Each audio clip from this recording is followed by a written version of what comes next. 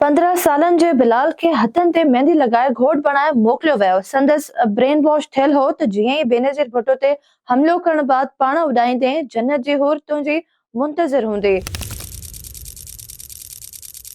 रावलपिंडी में मोहतरमा बेनज़ीर भुट्टो गाॾी में सवार हुई। खेसि छुअण जी कोशिश कंदड़ जियाले खे जीअं ई पोइते धिकियो वियो, एतिरे में हिकु वॾनि वारनि वारो हमरा लैंड क्रूज़र जे वेझो अची पहुतो।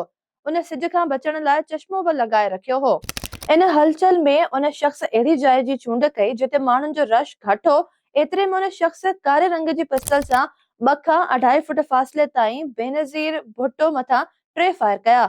हर फायर खां पोइ निशानो तब्दील कंदो रहियो। आख़िरी फायर वक़्तु मोहतरमा गाॾी जे मथां नज़र अची रही हुई।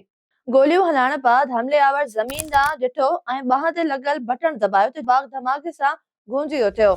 JIT जी रिपोर्ट मूजिब आपघाती हमलेआवर जो सिर धमाके वारे हंध खां 25 फुट जे फासिले ते मिलियो, जॾहिं त मेहंदी लॻल हिकु हथ सिर जे वेझो पयल हो ऐं ॿियो हथ हिकु वेझे घर जे साम्हूं मिलियो। उन वक़्तु पुलिस जे सीनियर ऑफिसर जांचदारनि खे ॿुधायो त अहिड़ी रिवायत ख़ैबर पख्तूनख्वा में मिले थी जिते हमलेआवरनि खे चयो वेंदो आहे त हू हूरनि सां मिलण वञी रहिया आहिनि, तंहिं करे साफ़ सुथरा थी ऐं घोट जियां तयार थी वञनि। ईरान में इस्माइली तहरीक जे बानी हसन बिन सबा जे फ़दाई नौजवाननि में बि अहिड़ी रिवायत मौजूद हुई। बिलाल खे साथी मशवरो ॾिनो त हू पंहिंजा जॉगर्स लाहे, छाकाणि त कानून लागू कंदड़ इदारनि खे ख़बर आहे त जिहादी इन स्टाइल जा जूता पाईंदा आहिनि। बिलाल उर्फ सईद पंहिंजे साथी जी ॻाल्हि ते अमल कयो ऐं सैंडल पाए छॾियो। इन बावजूद जांच इदारनि खे नमूननि जी जांच दौरान इहो पतो पियो त बेनज़ीर भुट्टो ते हमलो कंदड़ 15 सालनि जो बिलाल ई हो। पाकिस्तान पीपुल्स पार्टी जी चेयरपर्सन ऐं अॻूणी वज़ीर आज़म बेनज़ीर भुट्टो जुलावतनी खां पोइ 18 अक्टूबर 2007 ते वतन वापसि आई हुई। कराची में संदसि इस्तक़बाल लाइ निकितल जुलूस ते हमलो कयो वियो हो, जंहिंमें हू महफ़ूज़ रही, पर 27 दिसंबर ते रावलपिंडी जी लियाकत बाग में जलसे खां पोइ मथसि हमलो थियो, जंहिंमें बेनज़ीर भुट्टो समेत 24 ॼणा शहीद थिया ऐं 7 ज़ख़्मी थिया। इन वाक़े जी जांच JIT, स्कॉटलैंड यार्ड ऐं गॾियल क़ौमुनि जी कमीशन पारां कई वई हुई। लियाकत बाग में जलसो ख़त्म थी चुको हो। बेनज़ीर भुट्टो जलसेगाह मां निकिरण लाइ बुलेट प्रूफ लैंड क्रूज़र में सवार थी, जेका ख़ासि तौर दुबई में तयार कई वई हुई। इन दौरान माण्हुनि जीए भुट्टो जा नारा हणण शुरू कया। मोहतरमा नारनि जो जवाब ॾियण लाइ गाॾी जे सन रूफ मां ॿाहिरि निकिती त निशान बणिजी वई।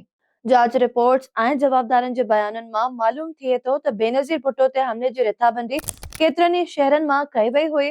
लियाकत बाग में हमले खां 13 ॾींहं अॻु यानी 12 दिसंबर ते नौशहरे जे इलाइक़े पिबी में हमले जी रिहर्सल कई वई हुई। हिन केस में गिरफ़्तार हिकु जवाबदार रशीद अहमद उर्फ रहीम तुराबी JIT खे ॿुधायो हो त शुरूआत में 26 दिसंबर ते पेशावर में हमले जो मंसूबो हो, पर सख़्त सिक्योरिटी सबबि इहो मुमकिन न थी सघियो। पुलिस धमाके ऐं रिथाबंदी जे इल्ज़ाम हेठि रशीद अहमद समेत 5 जवाबदारनि खे गिरफ़्तार कयो हो, जिन में एतजाज़ शाह उर्फ सैफुल्ला, शेर ज़मान, हसनैन गुल ऐं मोहम्मद रफ़ाकत शामिल हुआ। अॻूणे वफ़ाक़ी घरू वज़ीर रहमान मलिक मूजिब वाक़े में शामिल माण्हू सफ़र दौरान ॿिनि मदरसनि में तरसिया। जांच रिपोर्ट्स ऐं गिरफ़्तार जवाबदारनि जे बयाननि मां इहो बि ज़ाहिर थियो त प्लानिंग शुरू थी चुकी हुई। हुकूमत पाकिस्तान केतिरनि ई सालनि ताईं दावा कंदी रही त इकरामुल्लाह जुलाई 2017 में हिकु ड्रोन हमले में मारिजी वियो हो, पर हक़ीक़त में हू ज़िंदा हो ऐं कुरम एजेंसी में तालिबान जो सरबराह बणिजी चुको हो। रहमान मलिक मूजिब इकरामुल्लाह हुन साज़िश जो हिकु हिसो हो।